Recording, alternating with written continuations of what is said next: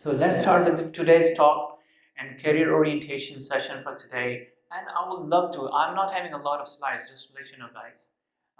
My slide is going to be just 15 or 16. But what I want you guys to have a lot of questions from me with your background, whatever you come across, so I can share what I have learned to guide you about that. And as it was mentioned, I was highlighted nationally, but more importantly, I was doing the career orientation sessions for medical students at Vanderbilt, and that actually brought me closer to students even more. And just to share one more example from that perspective, just another guy who met me in the gym randomly just a couple of days ago, he walked over to me and he said, Dr. Zishan? I said, no, Ehtesham. He said, I think I know you. I said, how? He said, when I was in third year, you were doing your house job at Nishtar and you used to teach us. And he still remember that. It's more than 20 years for sure past. But I can tell you that's how important it is to be someone who can guide or teach some, students. So I really want to appreciate and highlight your teachers. They are the light, they light the way for you guys, but also at the same time, you have to be teachers and the torchbearers for the future as well. It's not a one shoe fits all. So just remember that something which may be good for me may not be good for the next person. So you have to find your own good thing in life, what makes you happy. And that's what I'm going to talk about, what makes you happy. But remember, it's not if Bill Gates is doing Microsoft, we should all start doing Microsoft and IT. We should try to find what makes us happy, maybe doctoring. Now, I particularly have this photograph or image of the tunnel, and I want to explain a little bit about the career. So, it's individuals' chosen profession or occupation. What does that mean? Personally, I believe it's a lifelong commitment. It's like marrying something. If you get in a profession and you don't like it, you're going to suffer for the rest of your life unless you switch it. So always be careful, take your time, sit back, relax, discuss, make up your mind, and then take that decision what you want to do in the future. Okay?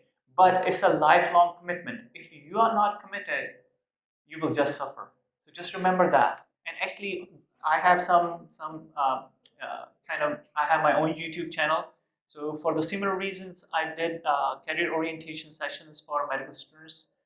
Actually, that's a much bigger platform. I do get messages from internationally as well for similar reasons. Now, what those chosen or choices take us to. So then there are certain goals to achieve in life. We all want to achieve those goals. Okay? It may be different, there may be some variation for someone, but there are goals that we all want to achieve in our life. So what we want to have, we want to be part of the family or be part of the group. Okay? It could be just a group. It may not be a bigger family. Okay? It could be a circle of friends. Okay?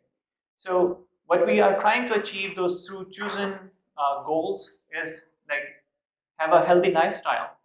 Okay? It could be becoming wealthy over the time. There's nothing wrong with that. Okay? Find the love of your life or love in something that you want to do. And then there is a career.